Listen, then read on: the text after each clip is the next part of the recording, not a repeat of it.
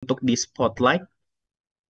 Halo, Oh, halo Mas. Gimana kabar hari ini? baik, alhamdulillah. Alhamdulillah. Ya, sudah hadir di tengah-tengah kita juga narasumber kedua dari tenaga ahli pengelolaan kinerja guru dan kepala sekolah. Semoga dari apa yang disampaikan dari Mas Bukik ini akan meluruskan setiap miskonsepsi yang ada di benak Ibu Bapak terkait dengan pengelolaan kinerja di PMM. Jadi, sekedar informasi Ibu Bapak bahwa kegiatan ini merupakan webinar yang merupakan pengayaan terhadap pemahaman Ibu Bapak dalam pelaksanaan observasi kelas dalam rangka pengelolaan kinerja di PMM. Jadi untuk webinar ini tidak ada sertifikat yang diterbitkan. Jadi Ibu Bapak harap tidak untuk bertanya absen di uh, grup kolom chat ya. Apalagi Ibu Bapak yang hanya menyampaikan kehadiran karena tim akan berusaha untuk menjawab satu persatu pertanyaan Ibu Bapak yang disampaikan melalui kolom chat. Kami juga akan mengumpulkan beberapa yang akan dijawab secara langsung oleh kedua narasumber kita. Baik, tanpa berlama-lama lagi untuk mengefisienkan waktu, eh, waktu dan tempat, dipersilakan Mas Bukik boleh berbagi kepada kita semua. Oke, terima kasih, Mas Makmum. Selamat siang, Bapak Ibu guru, Bapak Ibu kepala sekolah, dan juga pengawas sekolah yang hadir siang ini. Eh, Senang bisa ketemu kembali berbicara tentang pola kinerja. Ini topik yang berkali-kali dibicarakan dan sangat hot ya, dibicarakan di mana-mana. Semoga dengan adanya webinar ini bisa membantu Bapak Ibu guru sekalian untuk mengerjakan pengelolaan kinerja dengan baik dan bisa berdampak pada pembelajaran.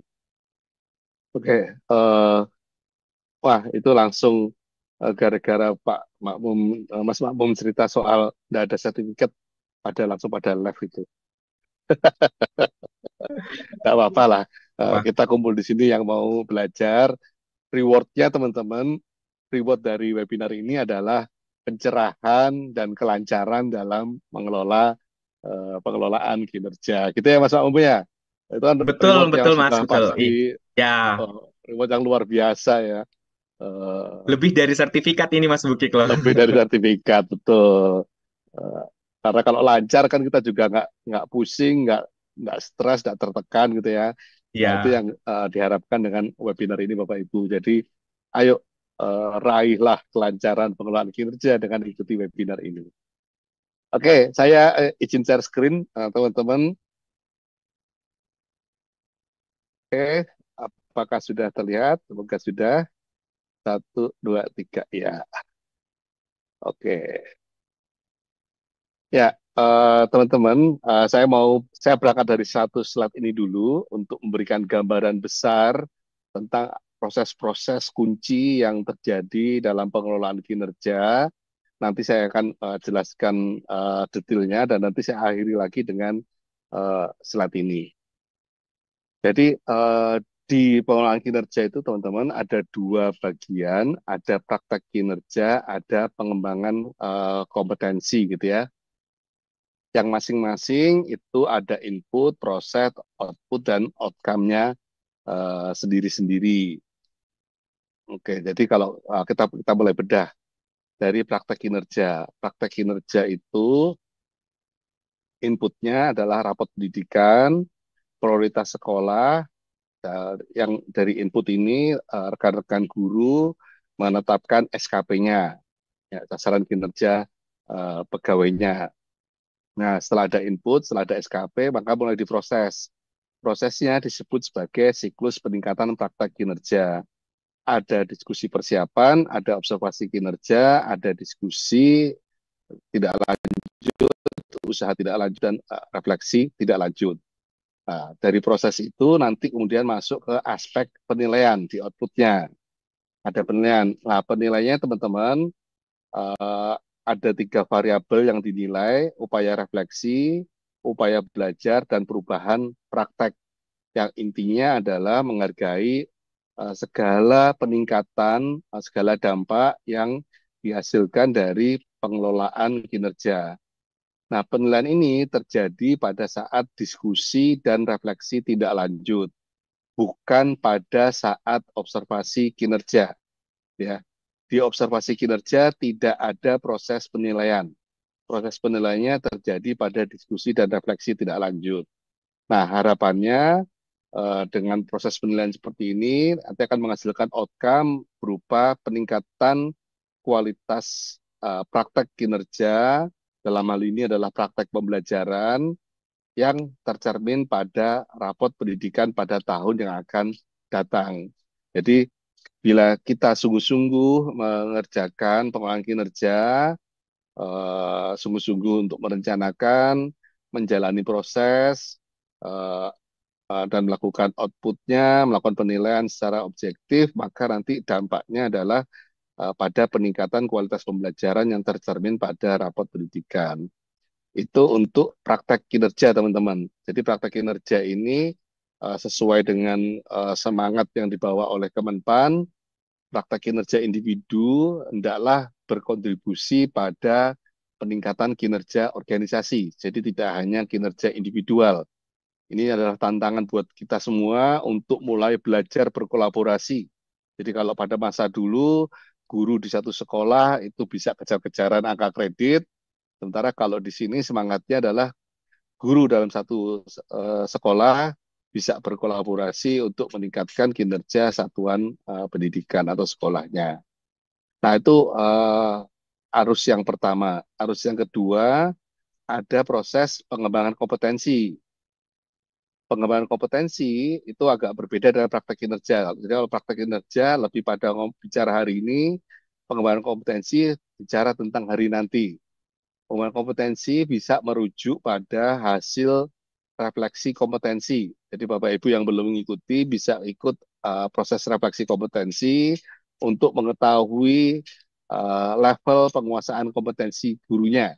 Mana yang masih perlu ditingkatkan, mana yang sudah ahli gitu ya, mana yang sudah memadai dan mana yang masih perlu dipelajari lebih lanjut. Dan juga inputnya tergantung pada minat dan aspirasi karir pegawainya. Di sini nanti ketika SKP itu Bapak Ibu sekalian memilih kegiatan pengembangan kompetensi yang harapannya adalah di 32 poin. Ya, harapannya 32 poin. Jadi kalau sudah mencapai 32 poin berarti sudah sesuai dengan ekspektasi atasan. Nah, kalau 33, siapa? Prosesnya ya tentu pelaksanaan kegiatan pengembangan kompetensinya dan kemudian jangan lupa untuk unggah bukti fisik kegiatan pengembangan kompetensi. Outputnya apa? Outputnya pencapaian 32 poin sebagai pertimbangan. Ya, ini pertimbangan teman-teman ya, bukan sebagai penilaian. Penilaian hanya terjadi pada praktek kinerja, terutama pada diskusi dan refleksi tidak lanjut. Pengembangan kompetensi lebih sebagai pertimbangan, terutama dalam hal menetapkan predikat kinerja pegawai. Outcome-nya apa? Hasil hasil apa namanya ya? Outcome lah ya. Hasilnya itu adalah kesiapan Bapak Ibu guru sekalian untuk naik jenjang jabatan. Jadi pengembangan kompetensi ini teman-teman bukan beban. Ya, pengembangan kompetensi itu bukan beban buat guru. Pengembangan kompetensi adalah alat bantu bagi setiap guru untuk kenaikan jenjang jabatan. Karena sesuai dengan peraturan dari Kemenpan, guru yang mau naik jenjang jabatan dari pertama ke muda, muda ke madya, madya ke utama harus mengikuti uji kompetensi kenaikan jabatan UKKJ gitu ya. Nah, UKKJ bisa pakai sistem XKS, eh, sistem kebut semalam untuk menghadapi ujian, tapi ya tentu akan malah justru jadi beban kan kalau SKS. eh, Sistem pengembangan kompetensi ini justru membantu teman-teman untuk nyicil, ya, untuk nyicil belajar. Makanya basisnya adalah refleksi kompetensi. Jadi di refleksi kompetensi itu kita akan tahu, Bapak Ibu akan tahu mana kompetensi yang sudah memadai untuk naik jenjang, mana yang memadai untuk jabatan saat ini, mana yang masih belum memadai. Yang belum memadai itu ditingkatkan, sehingga nanti setahun dua tahun setelah angka kreditnya sudah cukup, ketika pengajuan kenaikan jenjang jabatan diterima dan kemudian siap menghadapi UKKJ. Gitu ya teman-temannya. Jadi ini baik banget loh. Eh, Sekali baik baik banget karena membantu rekan-rekan guru untuk menghadapi UKKJ. Jadi jangan dianggap sebagai beban dan jangan pula mengikuti pengembangan kompetensi hanya untuk ngejar sertifikat ya. Assalam. Karena nanti ujungnya teman-teman Bapak Ibu sekalian akan terkena regulasi yang Kemenpan untuk naikkan jenjang akan menghadapi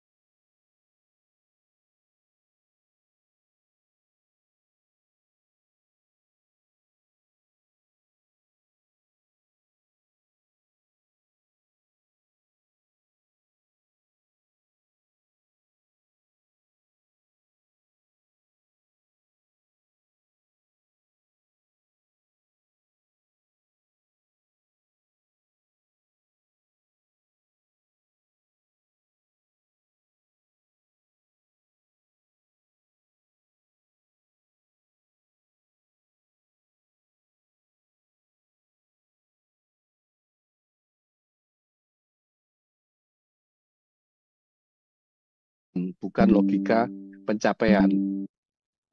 Kok bisa? Ya teman-teman, pada masa lalu ketika logikanya logika pencapaian, maka apapun kondisi sekolahnya, bagaimanapun kondisi gurunya, harus mencapai target yang sama. Nah, ini kan nggak fair teman-temannya. Buat teman-teman yang lebih di pelosok, tentu akan lebih susah gitu ya. Buat sekolah-sekolah yang mungkin gurunya masih perlu pengembangan kompetensi, ini jadi tidak fair. Sementara kalau logika peningkatan, dari manapun titik berangkatnya, semisal ya, semisal dari nilai 30, yang penting meningkat. Tingkat ke berapa? Ya, tingkat ke 40 itu sudah meningkat. Ke 50 itu meningkat. Sementara kalau gurunya itu berangkatnya dari nilai 50, ya dari 50 ditingkatkan kemana? Ya ke 60 ya meningkat. Ke 70 ya meningkat. Oh, kalau ada guru yang sudah nilainya 80, ya ditingkatkan. Ke 85 ya meningkat. Ke 90 ya meningkat. Sehingga dari manapun titik berangkatnya, ayo kita melakukan peningkatan. Ya, itu logikanya. Dan yang lebih menarik teman-teman, kekeliruan adalah kesempatan belajar. Nanti saya akan tunjukkan.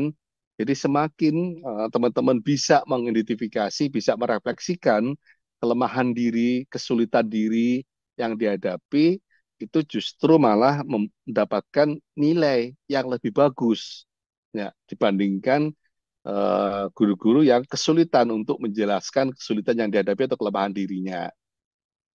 Nah, jadi jangan ragu, jangan khawatir untuk membicarakan kekeliruan, membicarakan kesulitan, membicarakan keterbatasan. Justru itu adalah sumber belajar kita. Nah, yang berikutnya, pola kinerja guru adalah fokus pada peningkatan praktek kinerja. Fokusnya pada peningkatan praktek kinerja. Ya. Jadi teman-teman, kita mendapatkan eh, 8 pilihan indikator yang bisa dipilih satu aja. Yang bisa dipilih satu untuk ditingkatkan. Nah, enak kan? Jadi tidak perlu pusing 8-8-nya. Cukup pusing satu. Ya. Satu indikator yang memang relevan dengan kondisi sekolah, kondisi murid-murid, maupun relevan dengan kebutuhan gurunya. Jadi cukup satu dengan mempertimbangkan pengembangan kompetensi yang dilengkapi dokumen akuntabilitas. Nah, ini kurang lebih seperti ini teman-teman. Yang dinilai ini adalah praktek kinerja sama perilaku kerja.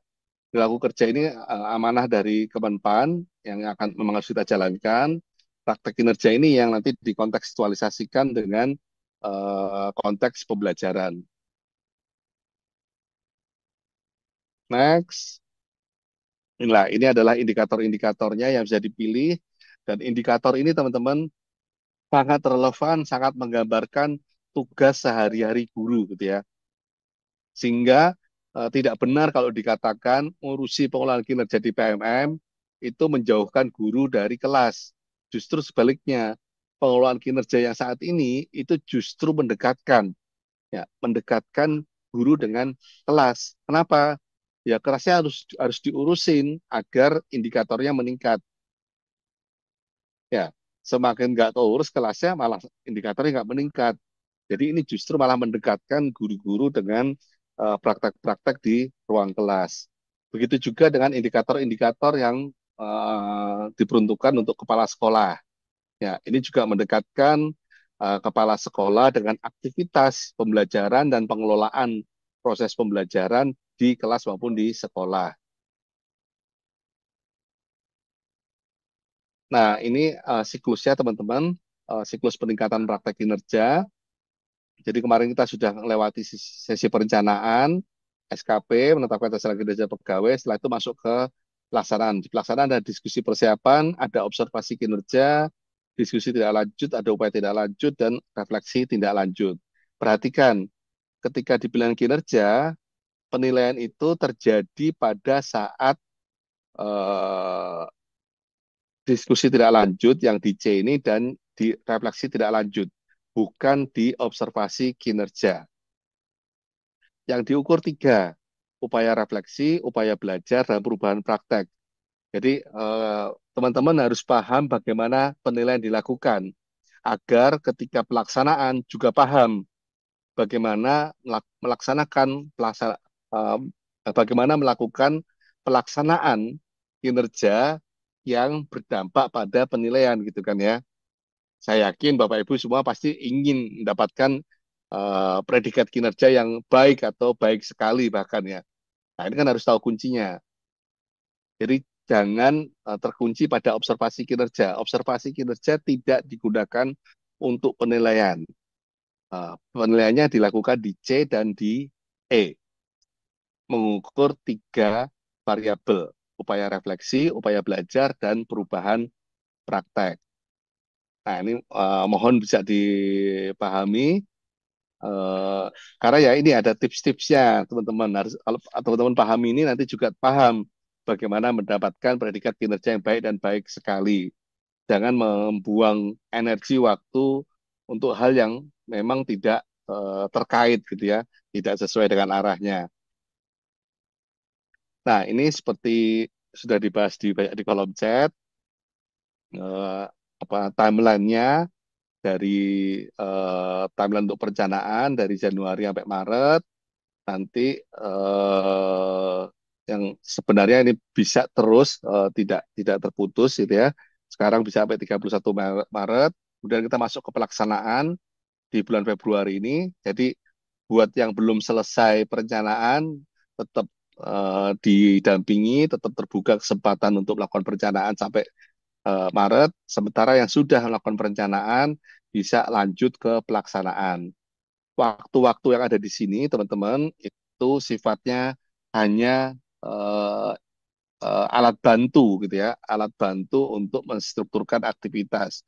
Tidak ada kunciannya. Jadi kayak diskusi persiapan. Diskusi persiapan mungkin Februari masih belum belum perencanaan. Ya berarti diskusi persiapannya diadakan di bulan Maret gitu ya.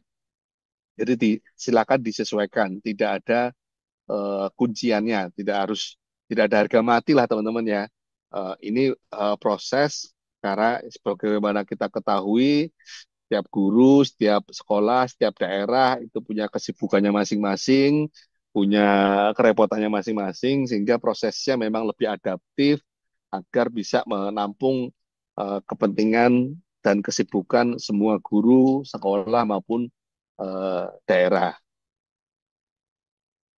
Ya, kurang lebih diskusi persiapan sampai refleksi tidak lanjut. Pada fase pertama itu disarankan di bulan Februari sampai Mei, nanti di siklus yang kedua antara Agustus sampai November. Itu nanti ada pelaksanaan, kemudian nanti di penilaiannya di bulan Juni eh, sampai di bulan Desember. Ya ini tapi juga nanti juga bisa periodik dari Februari sampai Juni, Agustus sampai Desember. Selambat-lambatnya di Juni, selambat-lambatnya di Desember. Nah, apa yang terjadi? Nah, ini apa yang terjadi dalam pelaksanaan? Ini yang jadi topik utama gitu ya. Saya akan bahas lebih detail di satu slide ini. Yang pertama, diskusi persiapan. Diskusi persiapan, kalau teman-teman sudah membuka di PMM, nanti di situ ada pilihan target perilaku gitu ya. Ada target perilaku yang perlu dipilih. Ada tiga pilihan teman-teman, tapi disarankan teman-teman hanya memilih satu saja target perilaku. Jadi disarankan cuma satu teman-teman. Nggak usah ngoyo, nggak usah kemelipen, nggak usah nggak usah ambisius. Cukup satu. Kenapa? Karena satu, dua, tiga tidak mempengaruhi penilaian. Gitu ya. Mau milih satu, mau milih dua, mau milih tiga, itu tidak mempengaruhi penilaian. Saya ulangi lagi. Memilih satu, dua, atau tiga target perilaku itu tidak mempengaruhi penilaian. Clear ya? Loh, terus Pak, apa yang mempengaruhi? Yang mempengaruhi peningkatannya. Jadi kalau kita pilih satu target perilaku, nanti itu tanggung jawab kita untuk meningkatkannya. Ya. Jadi yang penting meningkat, meskipun itu kecil. Ya, meskipun itu hanya satu target perilaku, tidak apa-apa. Yang penting ada peningkatan. Peningkatan itu nanti yang akan kita refleksikan, yang akan dinilai. Ya, kenapa? Karena kalau semakin banyak, semakin susah, teman-teman. Kalau milih tiga target perilaku, berarti harus belajar lebih banyak hal, harus memahami banyak hal, harus mempelajari langkah-langkah teknisnya untuk mempraktekannya lebih banyak juga, sehingga malah justru resiko untuk gagalnya lebih besar juga, ya kan? Ya, jadi set ekspektasinya adalah di satu target perilaku, lebih fokus, lebih dalam belajarnya, dan lebih terasa peningkatannya, lebih terlihat peningkatannya. Logikanya gitu ya teman-teman ya. Ini yang nanti masuk ke dalam penilaian kinerja. Oke, itu diskusi persiapan. Setelah itu observasi kinerja. Observasi ini bertujuan menentukan batas dasar kinerja sebelum melakukan upaya peningkatan kinerja. Jadi observasi kinerja sekali lagi bukan untuk melakukan penilaian. Oke. Jadi ibaratnya seperti apa sih? Ibaratnya gini teman-teman. Ibaratnya Bapak Ibu guru sekalian dikasih nasi goreng. Dikasih nasi goreng dan kemudian ditingkatkan. Ini nasi gorengnya harus ditingkatkan rasanya. Oke, apa yang kita lakukan pertama kali? Ya, apakah langsung kita tambahi garam? Apakah langsung kita tambahi kecap? Apakah langsung kita tambahi daging? Atau kita cicipi dulu? Mana Dicicipi dulu, rekan-rekan? Pak.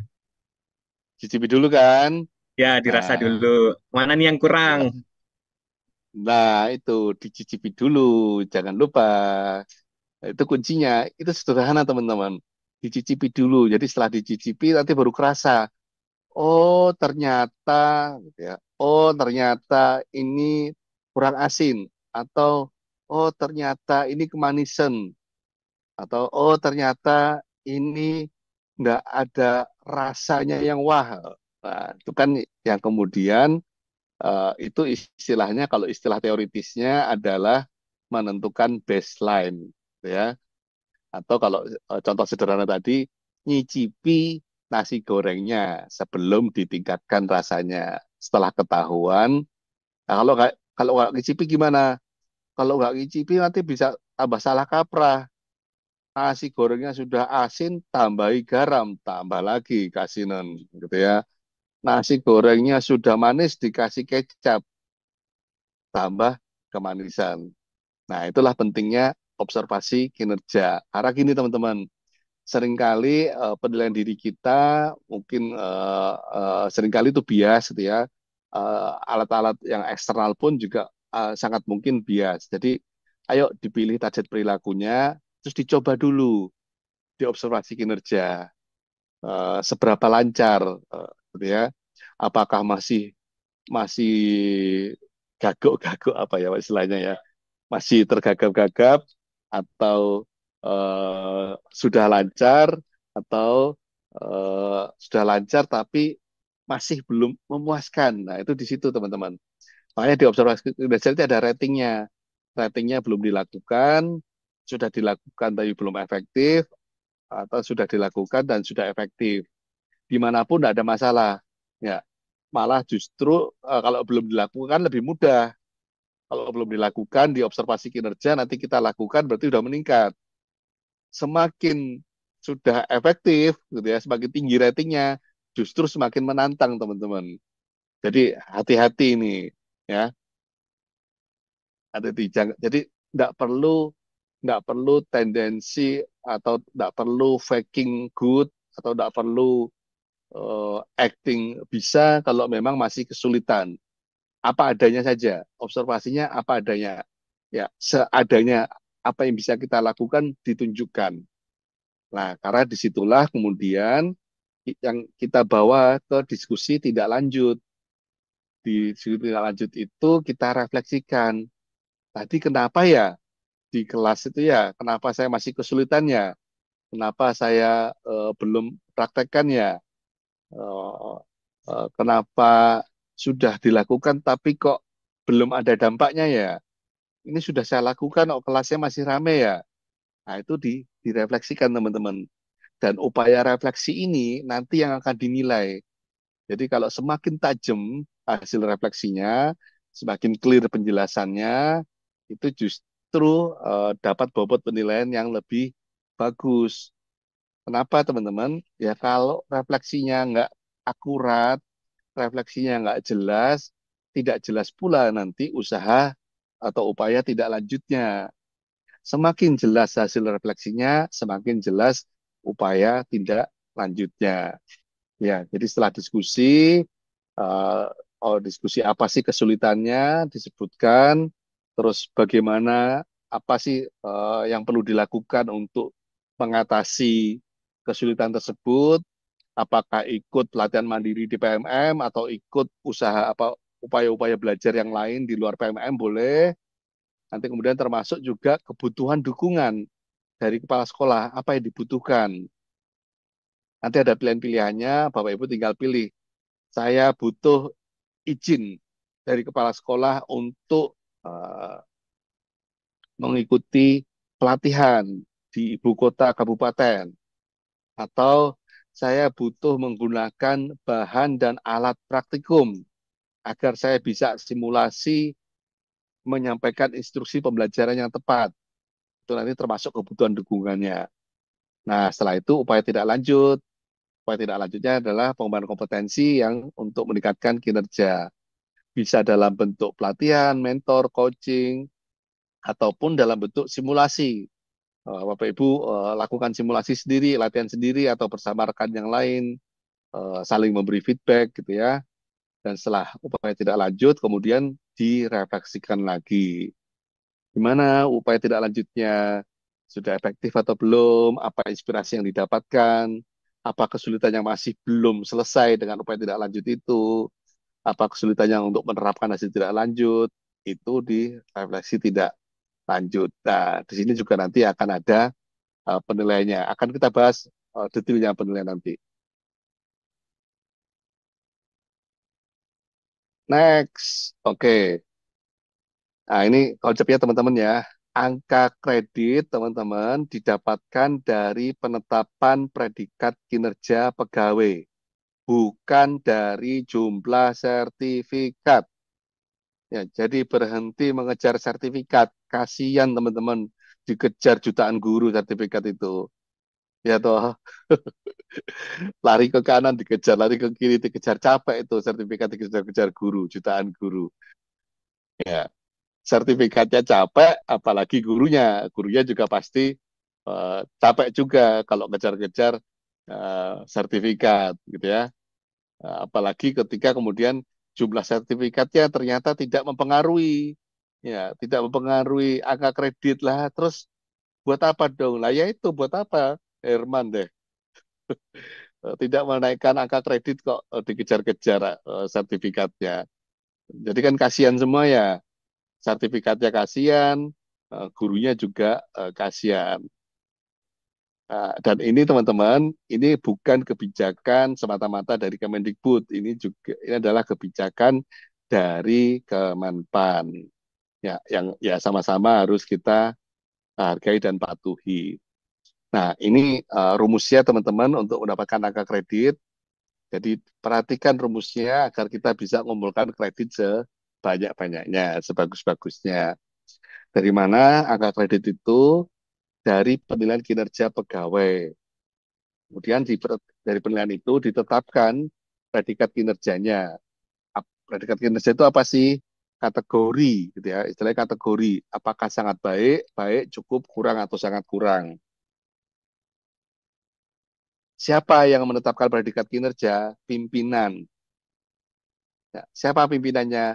Buat guru, kepala sekolah. Buat kepala sekolah, kepala dinas dibantu oleh pengawas sekolah. Nah, kalau sudah ketemu predikatnya, tinggal dikalikan, teman-teman. Jenjangnya saat ini apa? Semisal guru muda, Guru muda berarti koefisiennya 25, ya. Kemudian predikatnya apa? Kalau predikatnya sangat baik, maka koefisien angka kredit tahunannya 25 dikali 150 menghasilkan angka kredit 37,5. Oke, jadi sekali lagi dari sini teman-teman, tidak ada jumlah sertifikat yang mempengaruhi angka kredit. Oke, jadi ini Bu Triska Yanuar masih menanyakan, nggak perlu menanyakan sertifikat Bapak Ibu. Sertifikat itu nanti secukupnya, nanti saya akan ceritakan secukupnya itu seberapa. Jadi sertifikat tuh teman-teman itu kayak micin, ya. Kalau pas ukurannya itu bikin enak, enak, ya kan. Tapi kalau kebanyakan micin itu bikin enek, ya. Kan kita maunya enak ya, bukan enek ya. Nah, jadi cari sertifikatnya juga yang pas. Nggak usah banyak banyak. Koefisien angka kredit ini ditetapkan oleh Kemenpan, ya. Jadi regulasi ini ditetapkan oleh Kemenpan. Jadi bukan hanya teman-teman guru, Kemendikbud pun juga mengikuti regulasi dari Kemenpan.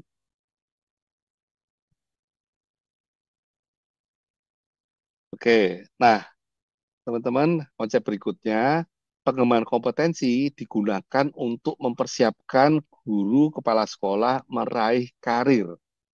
Ya, apa itu? Kenaikan jenjang, pangkat, ataupun pilihan karir yang lain. Jadi semisal kalau Bapak Ibu mau jadi guru penulis, nanti boleh kegiatan-kegiatan pengembangan kompetensinya berkaitan dengan menulis, menyunting, menerbitkan buku gitu ya.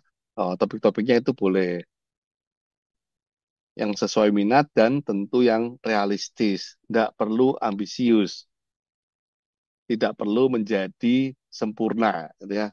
Realistis, slow hiding.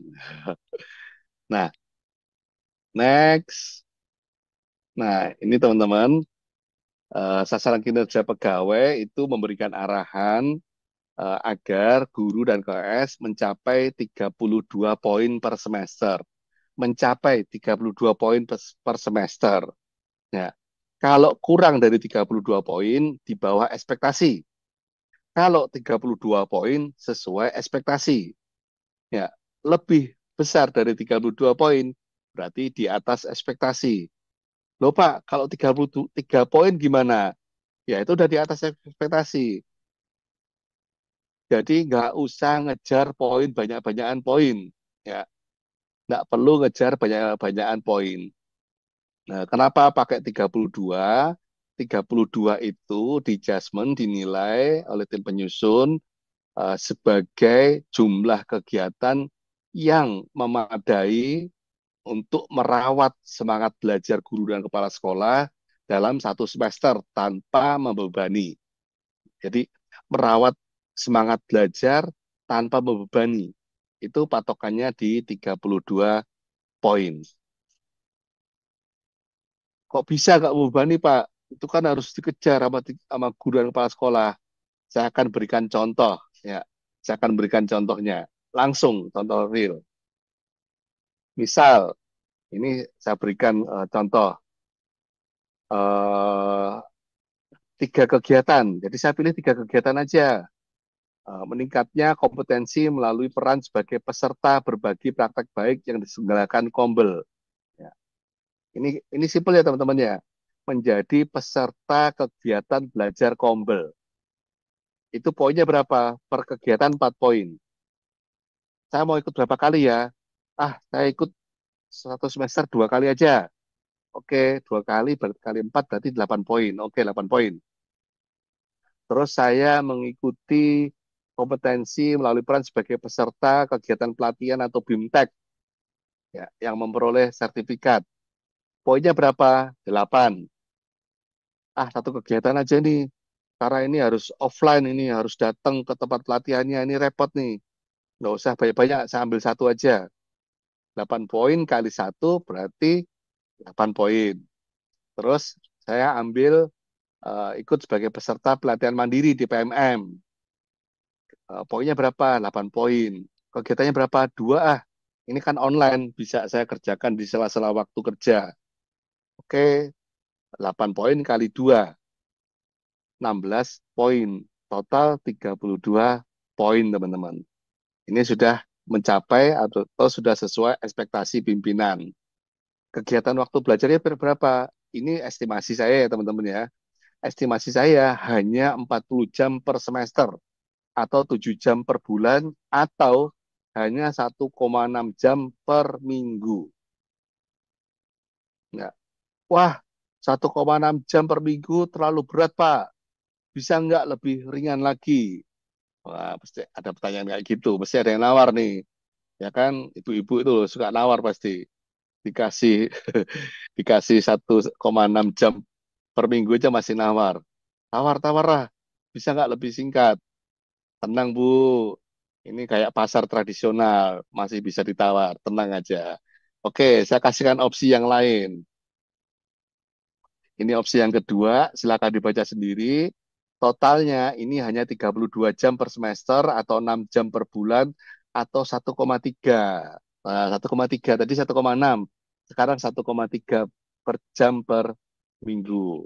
Nah, sudah turun nih harganya. Ya kan? Udah ada kan? Udah turun. Ah, tapi Pak, masih 1,3. Bisa nggak lebih pas? Harga pas berapa harga pas? Oke, ini tenang teman-teman. Ini adalah pasar tradisional, masih bisa dinego. Ini nih harga pasnya. Oh, harga pasnya nih teman-teman silakan dibaca kegiatannya sama jumlah kegiatannya. Ini hanya butuh waktu 0,58 jam per minggu, tidak sampai 1 jam per minggu. Oke, nah lebih ringan lagi. Jadi sama sekali pengembangan kompetensi guru itu bukan beban buat guru kalau kita punya pemahaman yang benar, ya tidak terjebak pada miskonsepsi, tidak terjebak pada regulasi-regulasi yang sudah berlalu. Yang berlalu, yang lalu biarlah berlalu, jangan diingat-ingat, ya kan? Kita masuk ke uh, era baru transformasi pembelajaran. Tidak apa-apa sedikit, yang penting sungguh-sungguh dikerjakan, sungguh-sungguh dilaksanakan. Itu kan? Ini enak nih, ikut peserta Kombel, 4 kali kegiatan dalam 1 semester, dapat 16 poin. Kegiatan kegiatan Kombel, semacam webinar atau pertemuan offline, paling cuma 2 jam kan, sekali kegiatan. Berarti kalau 4 kegiatan sudah 8 jam, gitu kan? Eh, apa namanya? Partisipan observasi praktek pembelajaran gantian bersama rekan sejawat 8 poin, 2 kali 16 poin, sudah 32 poin. Kalau mau ditambah boleh, tapi tidak usah ambisius. Karena apa? Karena tidak berdampak pada penilaian, hanya menjadi pertimbangan. Ya, jadi sesuaikan teman-teman dengan kesibukan teman-teman saat ini, karena setiap guru tentu punya kesibukan, punya beban kerjanya masing-masing. Nah, itu dicocokkan aja. Kalau memang banyak tugas tambahannya, ya udah pilih yang paling sederhana ini. Tapi kalau masih ada waktu luang, tambah pengembangan kompetensinya. Ya. Jadi enak teman-teman, pilih menu, pilih dosis yang sesuai dengan kesibukan. Jangan anggap ini sebagai sebuah beban. Clear? Oke. Nah, ini contoh-contohnya, semoga membantu ya teman-teman ya. Ini adalah saya kasih contoh yang sesuai ekspektasi gitu ya. Teman-teman boleh diimprove lagi untuk di atas ekspektasi, tapi tadi nggak perlu ambisius.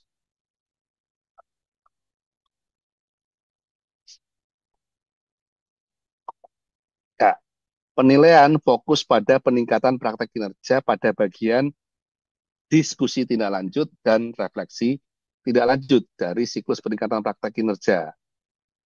Oleh karena itu, ketika di fase pelaksanaan, teman-teman perhatikan benar, bagaimana melakukan persiapan, bagaimana melakukan observasi yang sedemikian rupa agar diskusi tidak lanjutnya lancar, agar refleksi tidak lanjutnya lancar.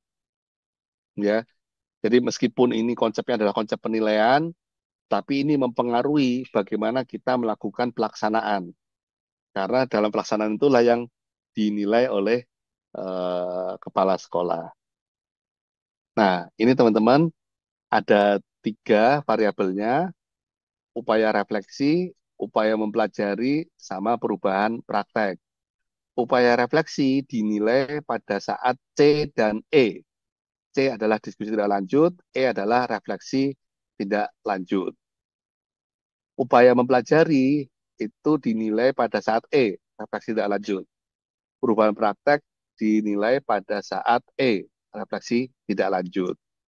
Nah, apa sih maksudnya?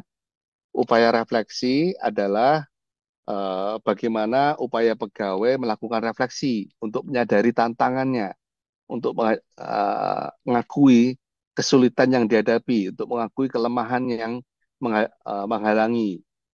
Nah, sehingga semakin banyak, semakin detail menjelaskan kelemahan diri, kesulitan, tantangan, itu justru nilainya semakin bagus. Ingat, dari 3 variabel ini, komposisi terbesarnya, bobot terbesarnya ada di upaya refleksi. Kenapa? Karena upaya refleksi ini menjadi penentu. Kalau refleksinya tidak jelas, teman-teman, maka upaya mempelajarinya juga tidak jelas. Perubahan prakteknya juga tidak jelas. Ya, jadi pastikan kita bisa sungguh-sungguh mengeksplorasi, melakukan refleksi secara mendalam, secara akurat, sehingga kita bisa menjelaskan tantangan, kesulitannya, mendeskripsikan kesulitannya itu apa, menjelaskan dampaknya itu bagaimana. Kalau saya masih kesulitan seperti ini, nanti yang kasihan murid-murid saya, murid-murid saya akan seperti ini, seperti ini, seperti ini. Jelaskan dampaknya pada murid-murid. Ya, karena apa? Karena kita berpihak pada murid. Ya, nah kalau sudah sadar di upaya refleksi, nanti masuk ke upaya mempelajari. Ya, jadi bagaimana upaya pegawainya, upaya guru untuk mempelajari atau menguasai kompetensi?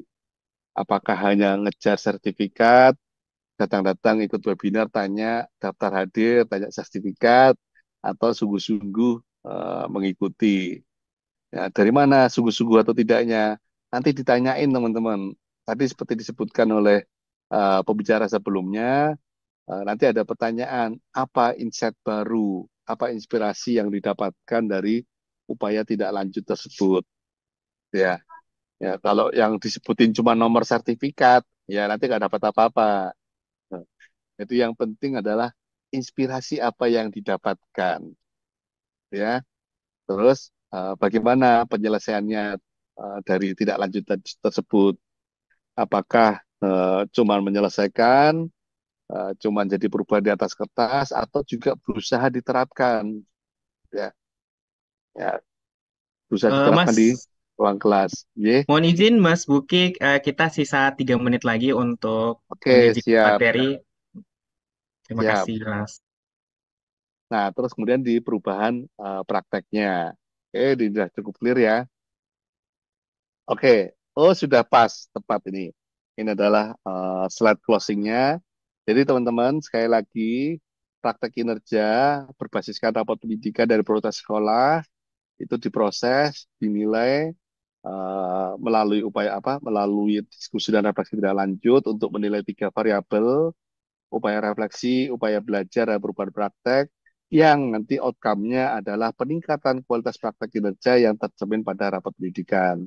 Sementara pengembangan kompetensi basisnya adalah refleksi kompetensi, eh, diharapkan untuk mencapai 32 poin agar sesuai dengan ekspektasi pimpinan, dan kemudian dari sini membantu guru-guru untuk siap menghadapi kenaikan jenjang jabatan, siap mengikuti UKKJ, gitu ya, atau pilihan karir yang lain. Begitu teman-teman. Eh, Saya sistem ini dirancang selain untuk memastikan peningkatan pembelajaran pada murid, tapi juga untuk membantu guru-guru agar lebih praktis, relevan, dan berdampak dalam peningkatan kinerja dan pengembangan kompetensinya. Begitu dari saya. Terima kasih. Mohon maaf apabila ada salah kata. Saya serahkan kembali kepada moderator. Terima kasih. Baik, terima kasih Mas Bukik atas wah materi yang sangat luar biasa ya. Saya rasa materi ini sangat relevan dengan apa yang terjadi saat ini.